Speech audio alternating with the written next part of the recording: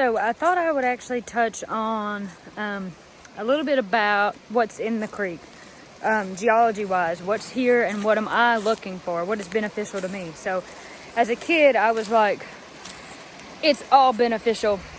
I like it all. I want to keep it off. It's pretty. I want it to be mine. I want to take it home.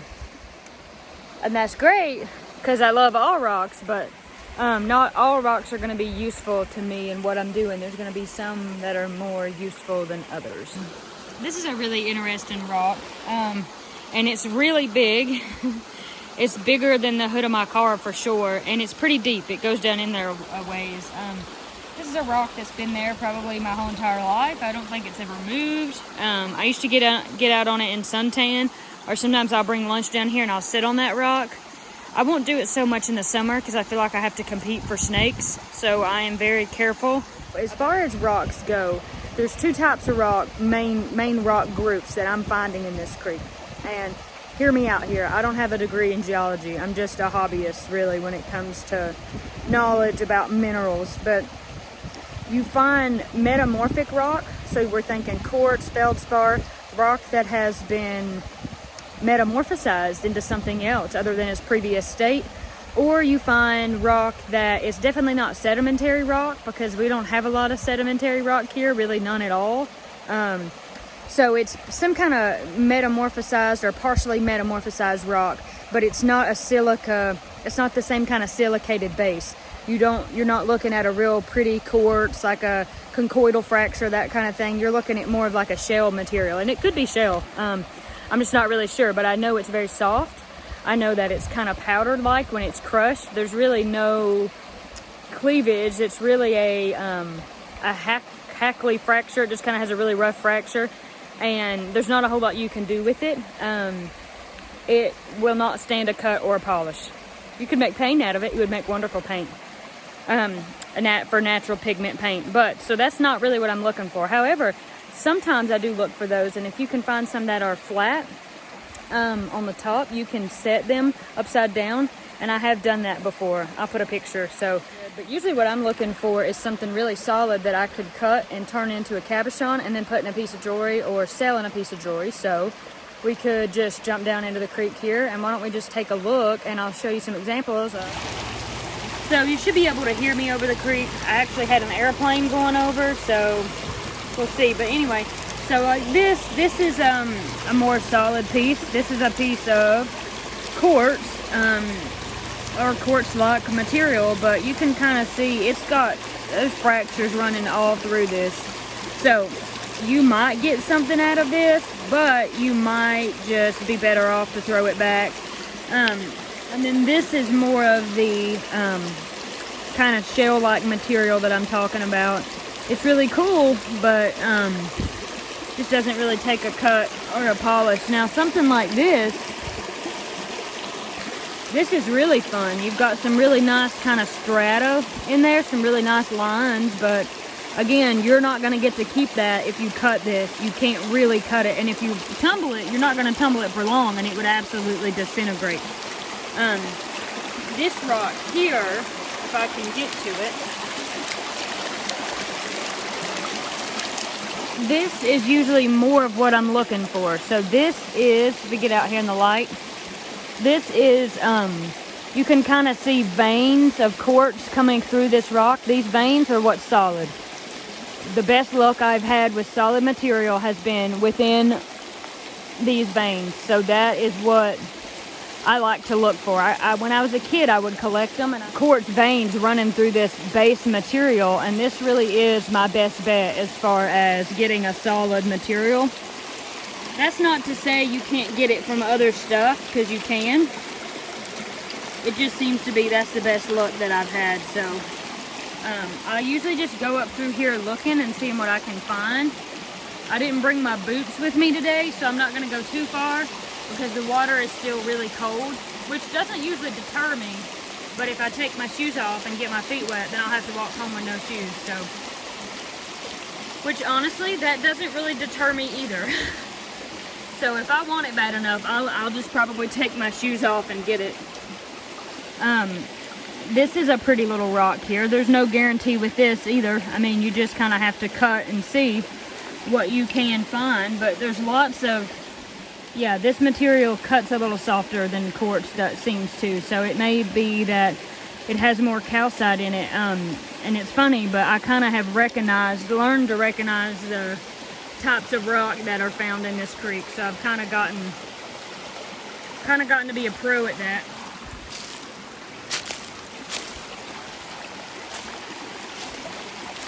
And you know, besides actually getting rocks out of here to cut, it's just a beautiful, beautiful creek. Such a pretty place, such a pretty day, and I just really enjoy getting to come down here and be here. And every now and then, you lift up a rock, and sometimes I don't know if you can see him. There he is. You find a little salamander. You know, and this is what we did as kids. We would have a contest who could find the most salamanders, and we'd get probably 20 of them, and then we would just let them loose. You know, we didn't do anything with them, but just a pretty place and a great time. So I usually will just come down here. Sometimes I'll spend a whole day. Sometimes I'll just spend an hour and collect material that seems to be promising, and then I will just kind of cut it and see if there's anything worthwhile. As far as specific places in the creek, certain geographical features that I'm looking for, or as far as time of day or time of year, the best time is when it's warm. In the spring, in the early fall, times like that, you can come and look, and you're gonna have more enjoyment because you're not cold. Or maybe you wanna go when it's hot because you wanna cool off, and when it's hot outside, I'm always in sandals. And the water's cold, but it feels good. And as far as geographical locations I'm looking for along the creek, sometimes I like to look along the flattest places. So the flattest plane that I can find is where I will look, because typically, not only is that the easiest place to look, if I got a bug on me or something, but on those flat plains like that, nature kind of does the work for you. As water rolls and tumbles, it spreads. There's kind of a spreading action. And that just seems to be where I have the most luck, especially after it rains real big. I'll come down here and it kind of washes stuff up, new stuff that I've maybe not seen, but that's another kind of natural spreading event for me, and it just brings stuff to the surface.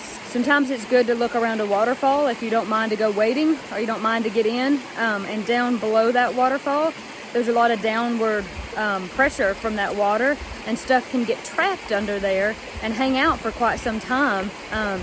Because of the way the water's flowing there, there's not a whole lot of movement other than that downward motion of that waterfall from directly above. So honestly, it's just kind of like a treasure trove, and I'm always looking and I'm always seeking new material and new things. So you kind of just end up looking a little bit everywhere. And then I kind of have a mind, like in my mind, I'm like, well, I've been hitting this spot a lot and I'm not really finding a lot there. Not to say that you won't ever find something there, but I would start with, if I was going to look in some of these mountain creeks, mountain streams, rivers, I would start with flat plains, a good flat place where some natural spreading action is happening, making the work easy for you. If you feel like getting in, I would look under the waterfalls. I would go after a big rain. Wait till the water's safe to get in, you know.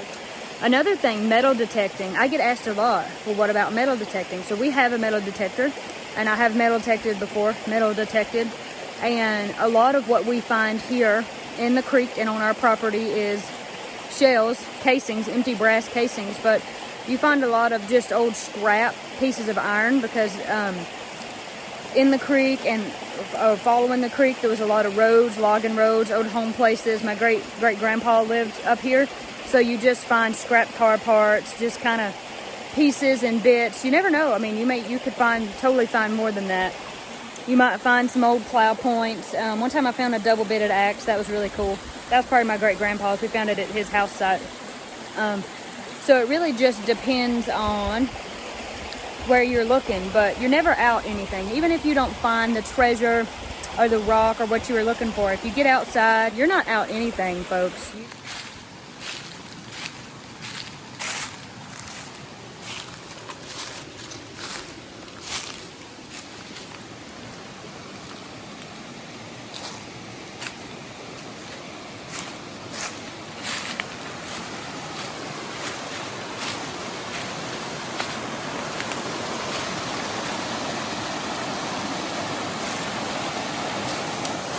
So it's probably really loud on the camera, but this is one of my favorite spots. It is probably approximately, I don't know, like 50 feet from my house, and I can hear it really well from my house. And I go here a lot, not necessarily to look in the nooks and crannies of the waterfall, which would be fun. I just go here to sit, to listen in the summer when it gets really hot. I usually go for a swim.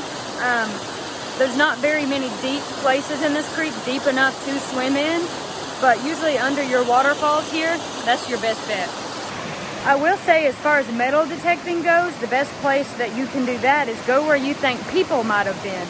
Go on a road, go next to an old home place, think about where you would travel and what you would do if you were there now. And the metal detecting for us is more about finding pieces of my family, where my family lived, just more about that. There's not a whole lot of money to be had in metal detecting up this creek. There's not really any gold deposits here. I wouldn't think of finding any rare coins or anything like that, but I'm finding pieces of my family, stories that these pieces can tell me about what my family did. One time I found my I guess it'd be my great uncle Frank's hood ornament.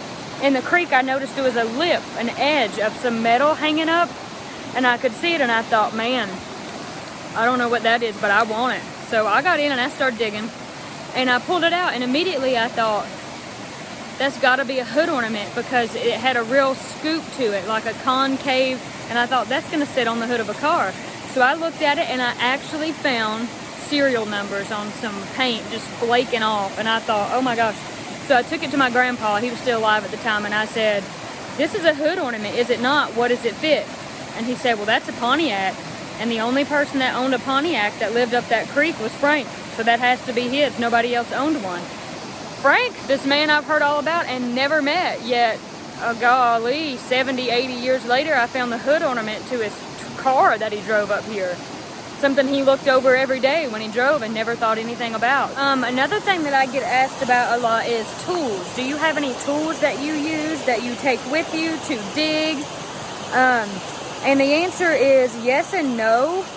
Sometimes I'll take a shovel, a small shovel. It has a pick on the other end, and if there's something really stuck in there that I want, I'll flip that shovel up and use the pick. It's actually an old military issue army shovel. It's like a little short knee-high shovel. Works great. It's dug a lot of rocks out for me. It's even hunter green, so if you lose it in the woods, you won't find it. And then you could totally get your metal detector out and look for it since you lost it. But anyway, we don't live anywhere where we would be doing some serious extraction work as far as extracting small pieces from bedrock. So I don't have a pry bar or anything like that. A lot of the times, I just use my hands. I have like no fingernail. I usually just go with a bucket, and I go on a day where I feel like carrying the bucket, or I go with someone who will carry the bucket. But as far as this area goes, I'm not picking anything out of any base rock, nothing too extensive, so your hands are just fine for surface collecting. If you want to go deeper than surface collecting, you're going to need a shovel. You're going to need a pick. You're going to need the works. I'm just doing surface stuff. Now, there are some spots over the years that I've picked out that I think to myself, I think there's potentially an outcrop near. Maybe there's an outcrop under here, and I could use that as a indicator to locate more material if I wanted, and I could probably dig some more through there and really maybe find something under there. If you look close, you can see footprints. This is me. I've been here at some point. This is one of those flatter areas that I'm talking about. So it's good and flat, and we kind of have a natural sandbar here where the water has pushed and displaced rock on the edge of the bank here. And then this is just a flat spot to kind of take observation from before I go out there and look. And it's nice and, it's nice and sunny, and I see a little critter here. He's hiding from me. Do you see him? There he went. Yeah. It really is more about the experience for me this day and age, honestly. And then we have a rock here that's kind of trapped under this tree root.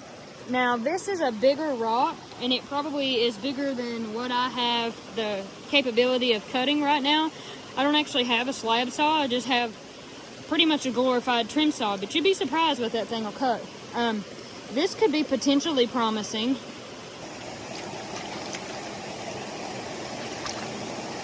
Sometimes I like to pick up rocks and look under them you know, other promising material could be hiding under there. This is a really pretty view because the sun is shining on this water and you can see straight to the bottom. So below this waterfall here, usually what would collect in a spot like this would be what we call stick bait. It's little worms, little critters that wiggle their way in between like sticks and branches and seal themselves in and make a little home. And they're great to fish with. I actually saw a piece floating down there. So this was actually the stick bait that I was talking about. You can see a little hidey hole there, what we would call it. And our little buddy is in there. It's kind of heavy, so he's probably home. Yeah, I can see here's another little piece. So this is stick bait. It would be really good to fish with. If you are looking to explore your local creek or local river, maybe this would be of help to you, or maybe you just enjoyed the ride because this place is absolutely beautiful. I mean, look at it. It doesn't even look real. And sometimes I ask myself, what did I do to deserve to, you know, how do I deserve to even live at this place and be a caretaker and enjoy it? And it's beside me. I don't know, but I love it. It's beautiful. I'm a very spiritual person, so this is where I go to kind of pray, to kind of talk to God, to just enjoy God's creation. Anyway, I hope any of this information was helpful, and I'll catch you on the next one.